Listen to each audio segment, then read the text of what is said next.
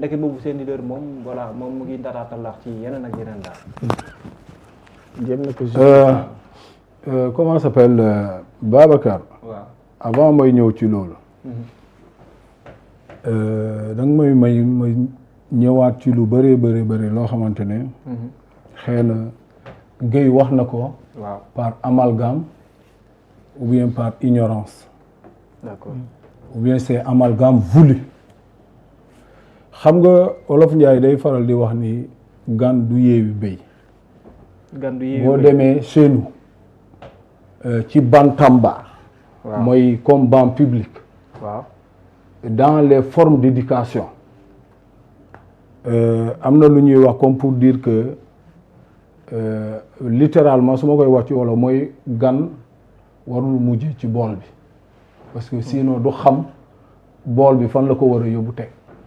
waaw ndax c'est comme ça que nous a souvent éduqué gan lay dans doon les ci classes kër publiques kon kii nu mu waxee ma damay sentir ni ki bëri na loo xamante ne peut-être que il n'est pas au fait je comprends il vient d'arriver chez le nouveau maître il a besoin de dire beaucoup de choses pour ñu sentir ni ki mu ngi leen di défendre. kan mooy gan.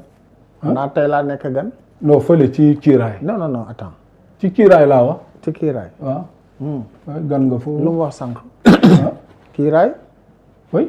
ironie ne ex-Pastef. waaw mais de toute façon. waaw dafa nànk dafa. waaw moi je t'ai vu man nan laa nekkee gan ci mbir mi je t'ai vu. bi ma nekkee. non yow yaa ngi wax sànq di xeex. ni kii da nga observer un temps de répit. très bien. boo xamante ne da nga doon observer parce que xamuloo fan nga jëm mais yow. je non sais waxuma xaw ma fan moo jëm déedéet. non parce que dañu bëggoon benn moment nga fat.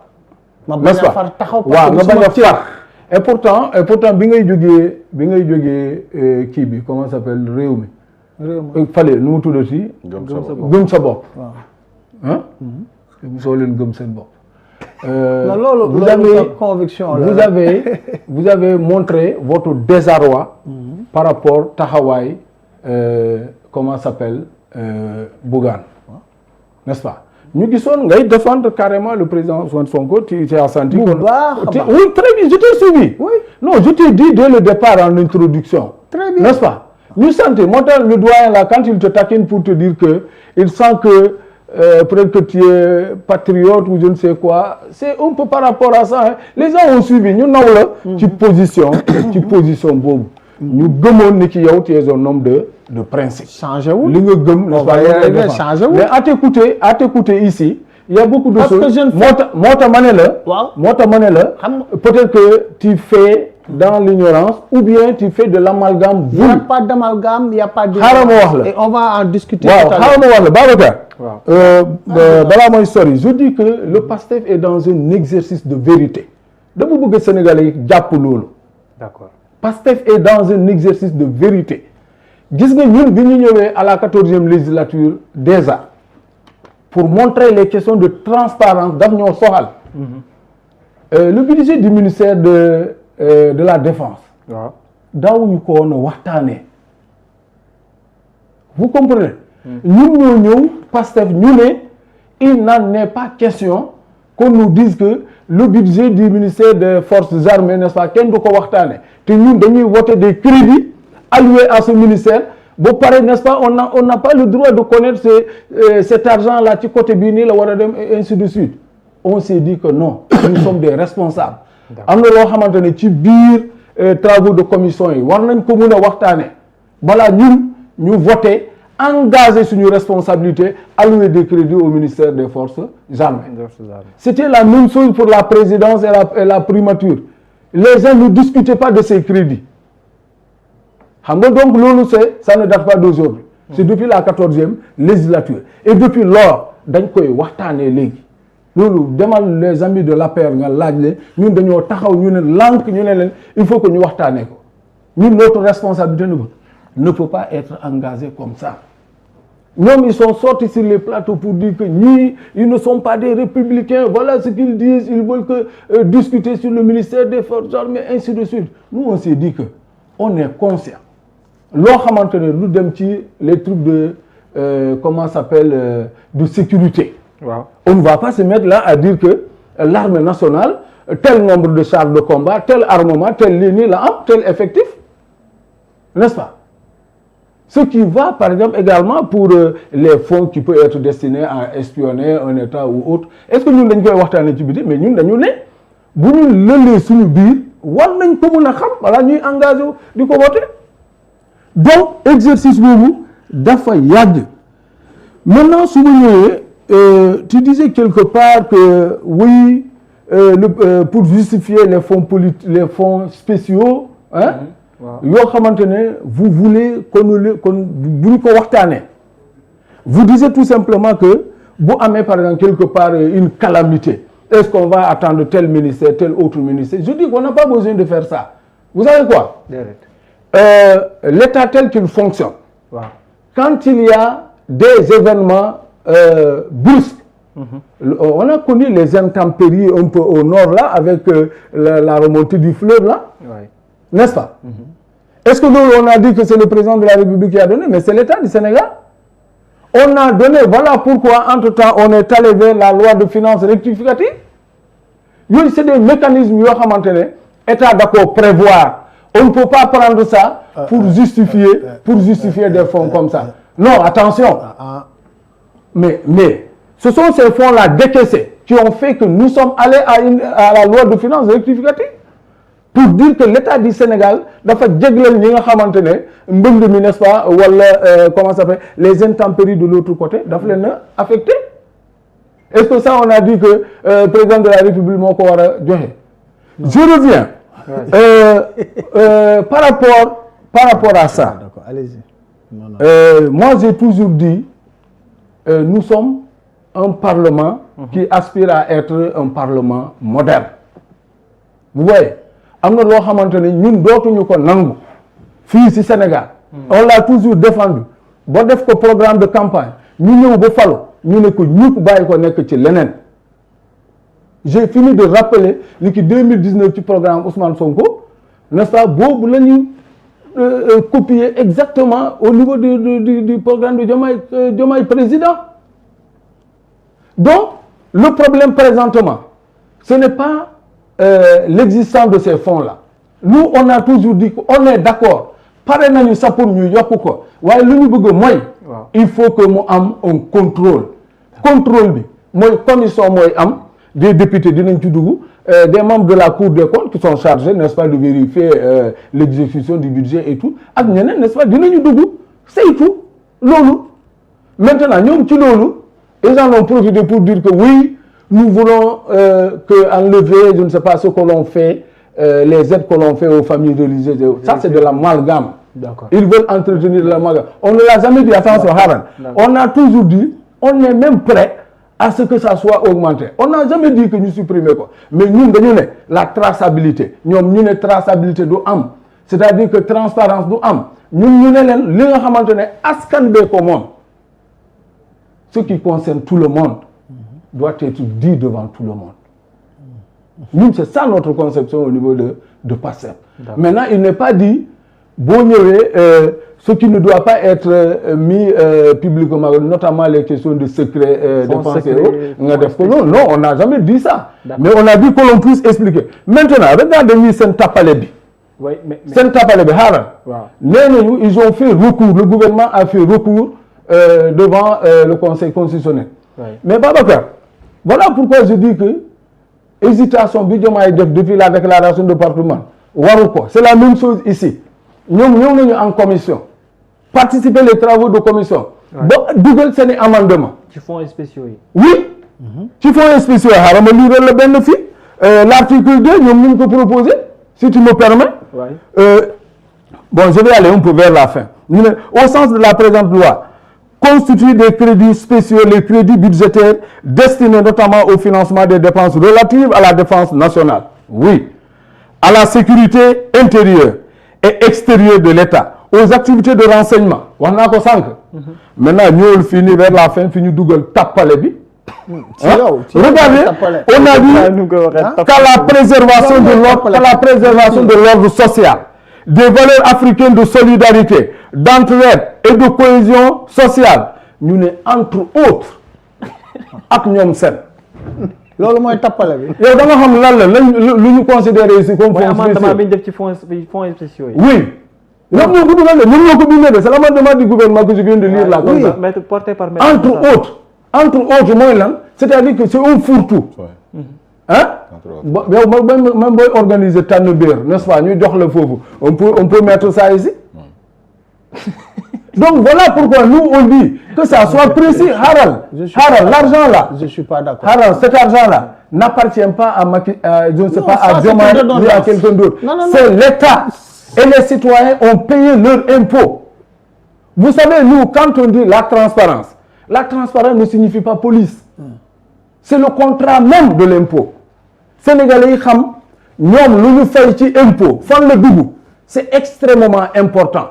yéen ngeen ne loolu doo leen nangu ñu leeral ko ngeen andi seen amendement dugal ci loo xamante ne lu kenn xamul entre autres lan ngeen ci dugal entre autres bu ñu ne entre autres et cetera ak ñoom seen mooy patati et patata. oui patati patata ak lu ñu citéegul léegi cela veut dire que bu ñu demee ba toll foo xamante ne ñoom def nañu je ne sais pas ay enrichissement illicite ñu mun a wax ni kii peut-être qu'on a mis dans d'autres interprétation je crois que aussi il faut non c'est-à-dire yéen xam ngeen yéen dafa leer seen bopp yéen dafa leer seen bopp parce que foofu ngeen bëgg a am prof ndol pour def ay njuuj jaaj ñun ñu ne leen na nga leeral entre autres lan la ci loo xamante ne yow ñun ñoo ko bokk nga ne yow da nga koy xam man du ma ko xam askan bi waru koo xam ñun ñu ne déet ce qui concerne tout le monde doit être dit devant tout le monde. loolu moo ñu wute. Voilà pourquoi vous êtes rejoints par les anciens caciques de ces pratiques-là. Ça c'est votre raisonnement. Nous avons entendu des gens yoo xamante ne dañ leen a gëjoon a dégg. li nga wax ni dañ leen a gëjoon a dégg waaye bu ñuy wax nii peut-être qu'ils ont pensé que on pouvait révéler que ñoom ils en ont bénéficié. Nous on n'a pas dit que le passé mais on dit bés ni ki tey. bés ni ki tey loo xamante ne askan bee ko moom n'est-ce pas il faut que mu dellu ci askan. waaw honorable nag da nga yaay sa bopp. yaay nga sa bopp. soo ñëwee yaay nga sa bopp. parce que kii la jiite. non gérer ay fonds. non ci toppale. mais ba ngeen ne da koy justifier. mais c'est-à-dire que vous quand vous le dites moi je ne comprends pas yéen tous les amendements li ngeen wax ñun nee nañu d'accord. da nga ne entre autres toppale la. yéen a ko bind. waa kii gère ay fonds. non yéen a ko bind. gère ay fonds yéen a ne entre autres ñu ne déedéet entre autres boobu bëgguñu ko na leer. waaw ñun loolu la ñu wax. léegi lan moo tax yéen. non loolu la ñu wax on parle de l'amendement du gouvernement. non xoolal am na seen problème. seen problème yow sax da nga ne yow sax da nga ne booy wax bu la kenn dal. fonds yi mu gère. déglu ma vous avez toujours fonctionné comme ça.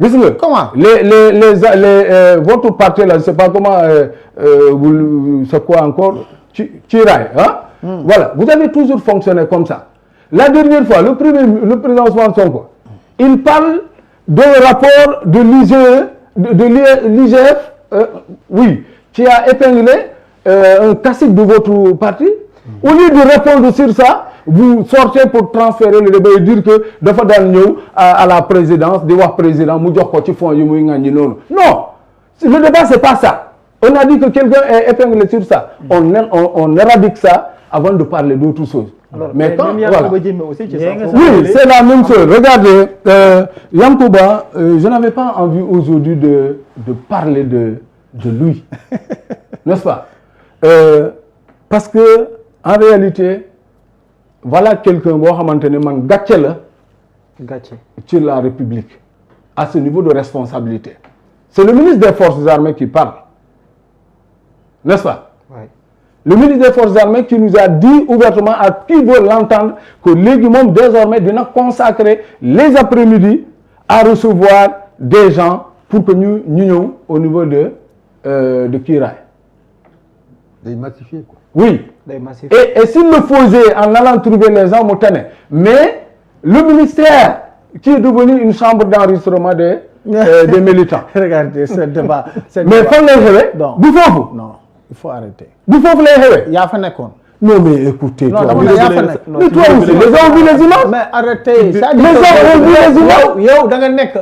les gens ont vu les images te moom ci boppam moo ko wax. moom moo ne désormais les autres Guèye voilà pourquoi je te dis que gàllu yooyu. yow léegi nga ñëw yow Ousmane Sonko mu ngi recevoir ci premier mature. pour recevoir des militants ñu kii ñu ñëw adhéré. ñaata yoon. je ne l'ai pas vu ba ñu ko doon kaas ñun ñu ne lii lañ doon bañal Macky Sall. je ne l'ai pas vu ci Ousmane Sonko. moo tax li nga bëgg a gis. non kañ la mais tu dois donner des exemples. loolu ñooñu sax kaas nañ ko. tu donnes des exemples carrément ñoom bu ñu bëggee di recevoir nañ dem seen siège parce que lii lañ doon bañal Macky Sall. Ousmane Sonko wax nañ ko Ousmane Sonko arrêté loolu. même bi ñuy dem même bi président de la République woote même bi président de la République woote gaawal pare rek mu ñëw ci yow. naan daf ñuy invité n'est-ce pas pour un ndogu Ousmane da koo ne le palais ne doit pas servir à ça yow nga ne président Ousmane Sonko muy recevoir à la primauté bëggoon naa nga wax des exemples nga pare rek man ma ñëw ci yow. bëggoon naa nga wax des exemples donc quand c'est Yankoba parle comme ça ñun lu ñu am mooy d'abord une déception en tant que fils d'un même terroir que lui lu ñuy xaar ci moom mooy qu'il cherche à comprendre les missions qui lui sont dévolues au niveau du ministère des Forces armées. Il a dit qu'il a été déçu. Non, écoutez, c'est quelqu'un maintenant qui cherche à dire à Diomaye que léegi c'est lui qui peut faire face à Ousmane Sonko. Mais il perd son temps. Le président Ousmane Sonko ne sortira jamais pour répondre à Yankoba. Il sait très bien qu'il est capable. Nous, on l'a pratiqué. Ousmane l'a façonné en toute pièce au niveau de Bignona. Ma dégg muy wax ni ki oui moom moo jaay Ousmane ba Ousmane toll fu mu toll noonu non Ousmane d'abord sa base naturelle c'est Bignona. Maintenant si Yankoba sort des accusations yoo xamante ne yu teguwul fenn n'est-ce pas nous on l'observe et on le laisse. Très bien. De toute façon nous savons que yu muy wax noonu. waaw bu loolu mooy tax parce que ñun xam nañu sa stratégie. Yankoba il cherche à avoir une base au niveau de Bignona. dégg nga bu baax de. Yankoba xam na ni il ne pèse rien. Yankoba xam na ni il ne peut pas gagner 1 centimètre de périmètre au niveau de Bignona. Mais tout ce qu'il a besoin, c'est de chercher à avoir un petit électorat au niveau de Bignona. Su ko defee su dee par exemple ñun en termes de pourcentage ñu ngi amoon 50 et quelques %. ñu naan léegi peut-être on est descendu à 50%. loolu rek il va penser qu'il a fait des prouesses. mais moom moo gën a xam ni ki Bignona il ne pourra jamais percer. D'accord. D'ailleurs ceux qui le représentent là-bas. C'est des gens ñoo xamante ne c'est des gens qui étaient au niveau de l'APR, des gens qui étaient avec PDS, des gens qui étaient peut-être entre autres avec Ablaye Sylla ñoom la nekk tey di dajale pour un peu dire son électorat. Mais au niveau de PASTEF, il ne traîne pas du monde, personne ne l'a suivi. Ah bon? Même si lui il a dit que tout le monde l'a suivi. Aujourd'hui. De tout le temps. Il n'est plus de votre camp. De tout le temps. Votre discours. Non, attention. Nous, avant, c'est parce que c'est l'image de Ousmane Sonko qu'il incarne en tant que coordinateur. Mais bu mu wonee gannaaw président Ousmane Sonko kan moo ànd ak moom. Kan moo ànd ak moom dama bëgg nga wax ma. Personne. À part les gens là qui étaient au crépuscule de leur soir là. Personne n'est à parler. D'accord. Et ça pose problème. C'est une façon de dire yow. Alors une chose. Guèye yow yaa gën a xam même si non da ngay bàyyi mu dem. déedéet mais ma doon